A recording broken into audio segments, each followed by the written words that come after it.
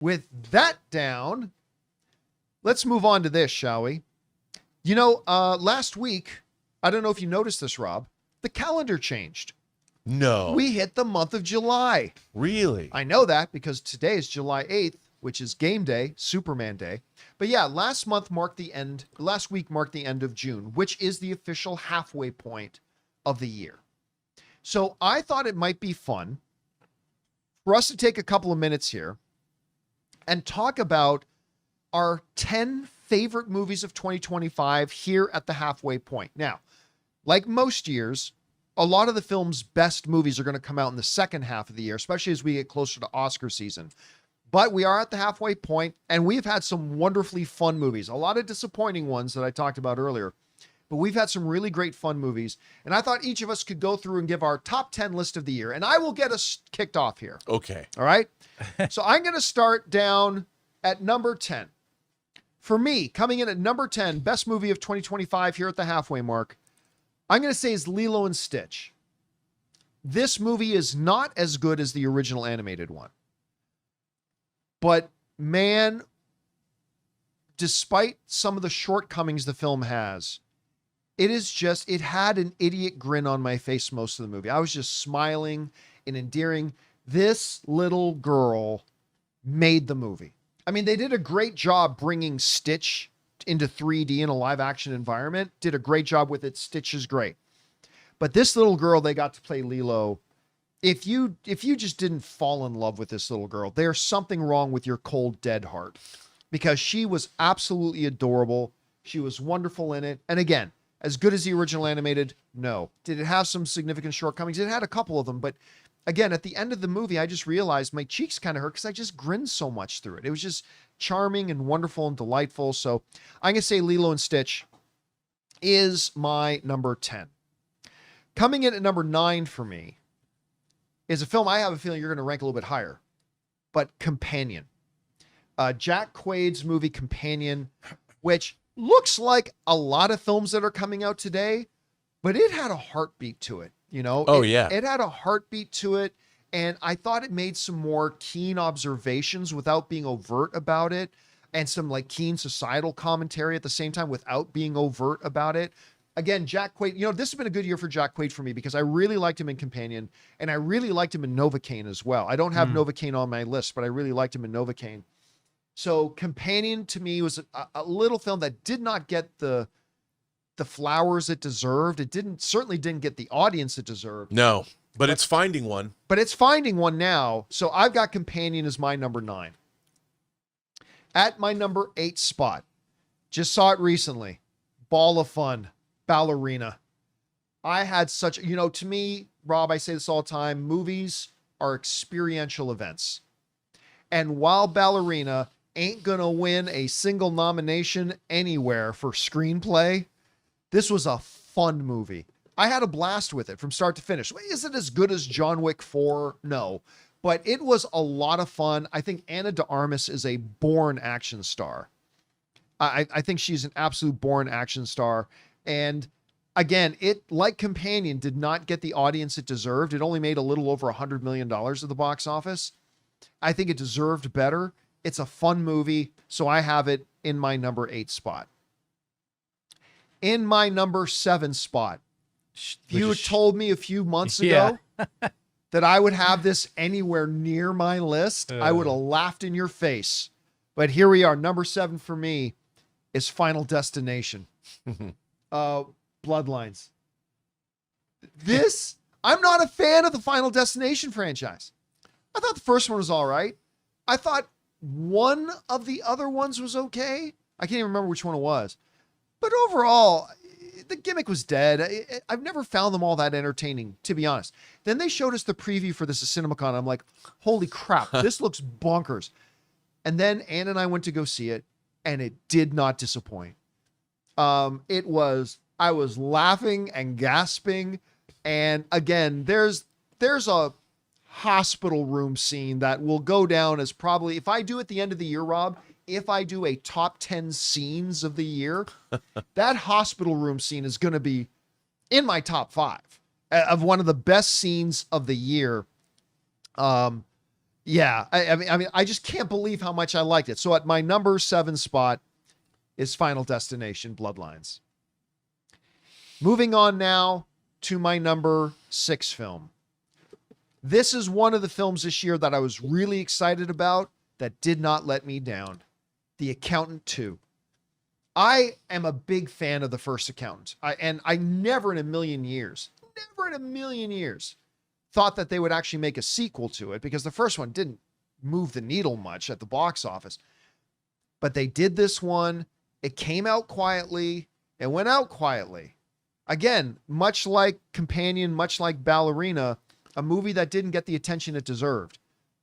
But it was a blast. I love these characters. I loved Ben Affleck's and John Bernthal's chemistry together.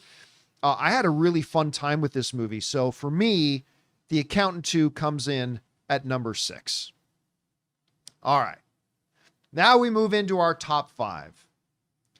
In my number 5 spot, I've got Brad Pitt's F1. I am not an F1 fan. The sport. I'm not a fan of any motorsports, to be honest with you. Like, yay, you turn left real good. Woo! I'm not a fan of motorsports. I'm not. Again, I'm not trashing motorsports. I'm just being facetious there. But I'm not a fan of motorsports. I don't really care about them. And somehow, what F1 did for me is what Ryan Reynolds's and Rob McElhenney's Welcome to Wrexham and Ted Lasso did for me for soccer. It actually made me a little bit interested in soccer. I've never cared about soccer, but now Ann and I go to some LAFC games because Ted Lasso and Welcome to Wrexham actually got me a little bit interested. And now that I've seen F1, I actually think I might go to the next F1 in Las Vegas. I haven't gone to either of the first two because I don't care, but now I'm kind of interested in going. This movie puts you behind, again, it was directed by the same guy who directed Top Gun Maverick. And so it should not be surprising that it utilized a lot of the same techniques of filming it and making you feel right immersed in the action. And it was heart pounding to me. My hands were gripping the arms of my chair. I just thought it was intense and fun. The character Brad Pitt plays he wins you over. Again, is it a super advanced story with a lot of narrative depth? Nah. But neither was Top Gun Maverick. And I just had a blast with that. And so, yeah, F1 for me is my number 5. So again, it's at number 10, Lilo and Stitch, at number 9, Companion, at number 8, Ballerina, number 6, Final Destination. 10, 9, 8, 7. Number 6, The Accountant 2. At number 5, F1. All right. Now we get into my number 4 film. This is one I skipped initially and didn't get around to watching until it had been out for about 3 weeks because I had so many people writing in to tell me how great it is. Warfare. Directed by Alex Garland. Starring Will Poulter, Joseph Quinn, Cosmo Jarvis, Sopranos kid, who was just in Penguin. But he's in it. Noah Centino, who was in the Black Adam movie and a number of other things too. This movie was intense. It was, again, winning screenplay, no, but it created this visceral, like intense experience. The performances were great. It made me never want to go to war. Oh yeah. I mean, that's one of the things that I love most about, to me, a war movie really works when you leave the theater thinking war sucks, right? Like Saving Private Ryan did. Like when you see Saving Private Ryan, Platoon, yeah. Like you can't help walking out and say war sucks. And like the intensity of it, it's just such a well-crafted movie. I've got Warfare at almost my number 3, but it just came in at number 4. All right. At number 3 is a movie I thought looked good, but I wasn't prepared for how much I was going to love it. It might surprise you, I got it in my top 3, but How to Train Your Dragon, the live action version, is in my top 3. They showed it to us at CinemaCon back in April. And I remember 5 minutes into it, it was not working for me. I was almost ready to tap out. And then it just changed gears. And everything else through the rest of the movie was entertaining and charming and endearing. And I felt like there was not many dry eyes in the theater by the time we got near the end of the third act. I was getting emotional. I turned to Anne, she's like weeping and crying. It's fantastic. They did a great job. Again, am I going to say it's better than the original animated one? I'm not going to say that, but it was way better than I thought it was going to be.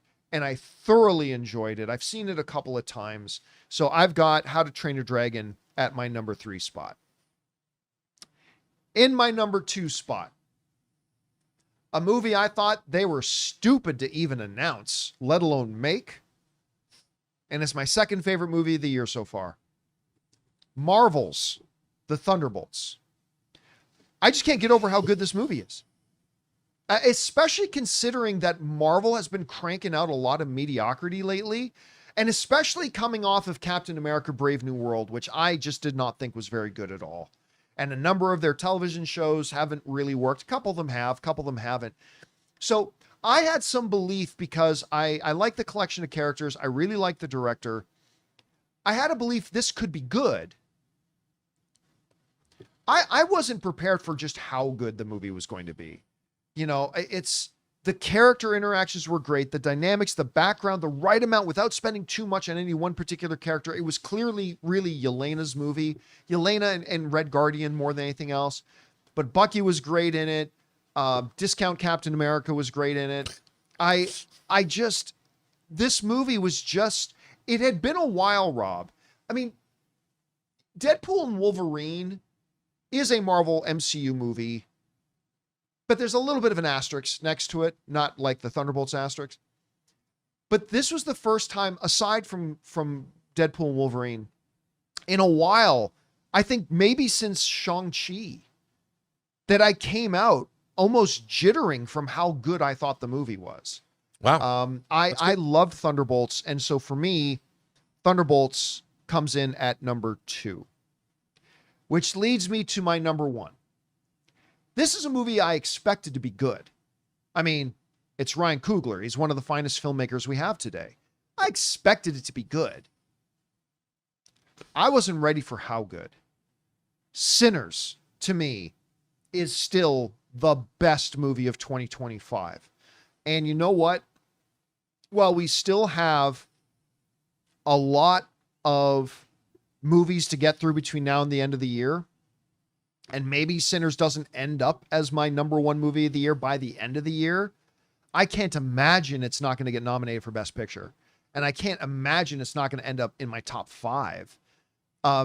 This was a movie that's like way outside of Ryan Coogler's kind of normal fare. Although what is normal for Ryan Coogler? Sure, he did Creed and sure, he did Black Panther.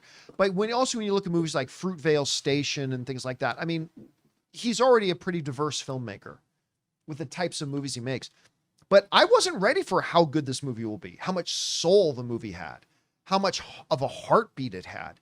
And I loved it. I even loved the post-credit scene. So that for me is my mid-year report card for the movies. Again, my top 10 are at number 10, Lilo and Stitch. At number 9, Companion. At number 8, Ballerina. Number 7, surprise the hell out of me, Final Destination Bloodlines. At number 6, The Accountant 2. At number 5, F1. At number 4, The Incredible Warfare. At number 3, the amazingly surprising How to Train Your Dragon. At number 2, Thunderbolts.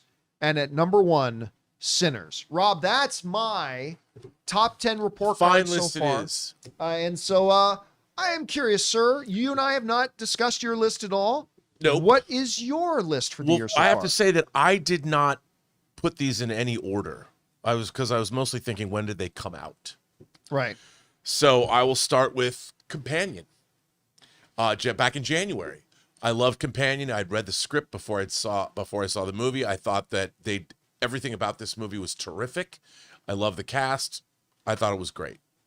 A movie you didn't have on your list that I absolutely loved was Steven Soderbergh's Black Bag, starring Michael Fassbender. It was just outside of my list. And just Kate Blanchett. You know, I did not. I bought the disc. I watched it on disc. I didn't know. I thought it was a totally different kind of a movie going into it. I had no idea it was more like you know, just it's a multi-character study. I just loved it. I love Soderbergh's direction. I love David Holmes' music. He did the music for the Ocean's movies. Love that. So Black Bag was on my list. Of course, Warfare, like you said, for those reasons. Seeing the visceral dropped in the middle of the action. You are there, the last place in the world I ever wanted to be. But oh my God, did the film do a wonderful job of that. Good Canadian Kid, one of my favorite directors of all time, had a new movie coming out, and it did come out, called The Shrouds, Mr. David Cronenberg. Right.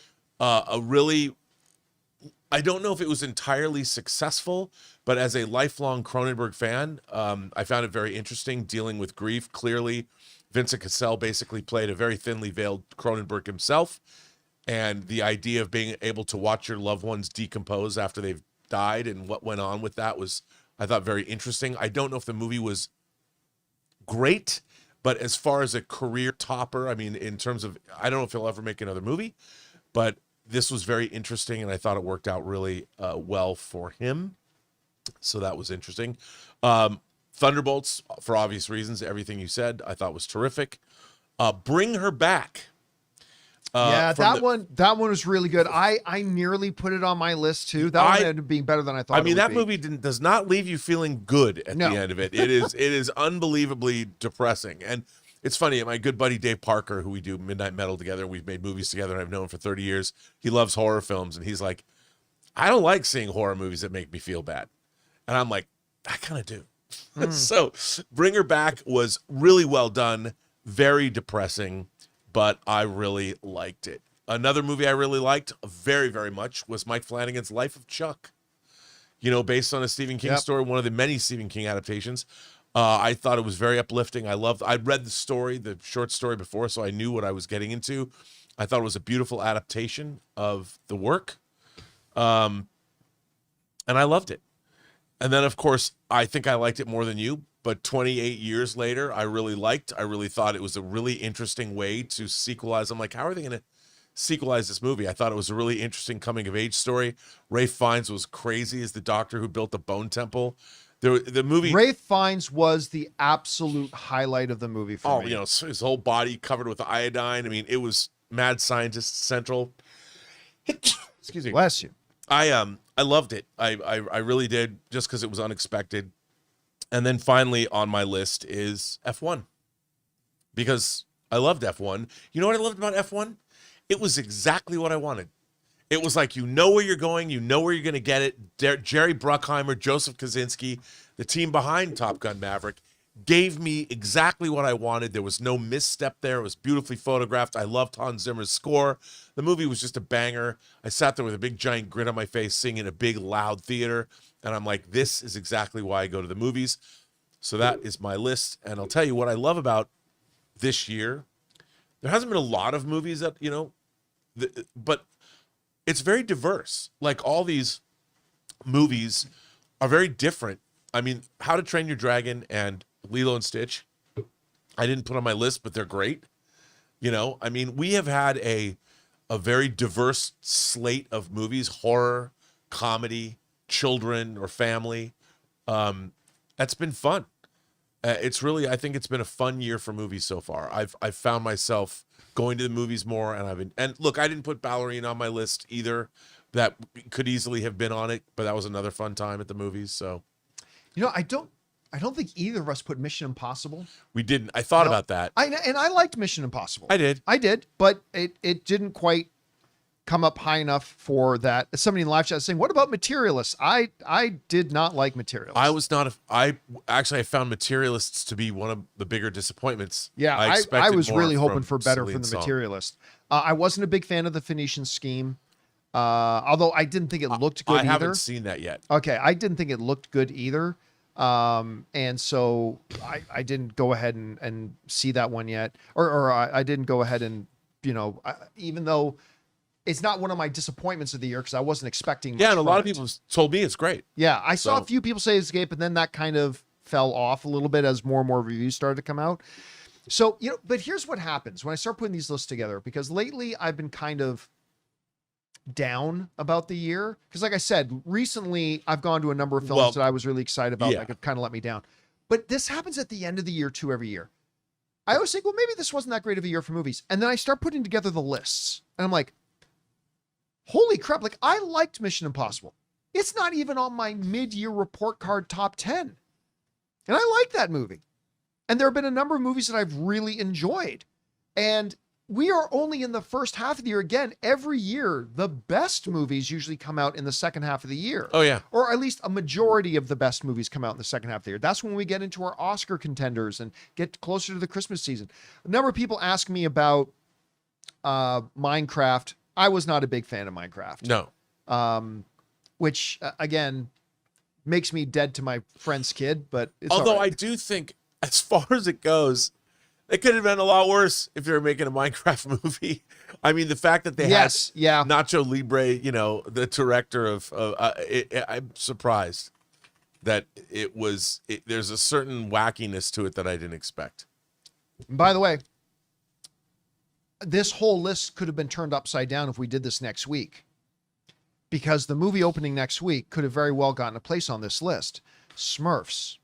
Yeah. Oh, yeah, man. Yeah, man. It's going to be smurfing excellent. Do you know? First of all, I think this looks like it could be one of the worst films ever made in cinematic history. I hope it's good. I mean, I hope for everybody going to go see it that it's good. I want every movie to be good. I'm just saying I think it looks terrible. I didn't even realize it was coming next week. Like, somebody wrote into me, he's like, hey, John, before Fantastic Four, are you all excited to go see Smurfs? I've been doing Ticket Watch. Ticket watch for Smurfs. Reaction watch. Got to do a reaction watch for Smurfs. If I'm going to do one for Superman, By the way, I saw saw you on the red carpet last night at the Superman premiere when I was watching the live stream. I'm a little tired, I'll be honest. Oh, yeah. You were there with Andy Muschietti. You guys were sitting together, right? Yeah, don't ask me about the script. Okay. Don't ask me about the script. Hold a second. I'm getting a text message I got to check here. It's coming in, by the way. Is it Bob Iger? It's past noon, buddy. All right. Well, guys, that's the end of the show. No, that's the end of that segment, talking about, of course, the best films of the year, 2025 so far, mid-year. What have been your favorite films of the year so far, now that we've just crossed the midway point of the year? Whatever your guys' favorite films of the year, jump down to the comment section below and let us know your thoughts. Hey guys, thanks so much for watching this video. Make sure you like the video, leave a comment, and subscribe to our channel. And don't forget, we have a daily podcast called the John Campea Show podcast, available on Apple Podcasts, Spotify, or your favorite podcasting app of choice. Go and subscribe to it today so it'll be there when you need it.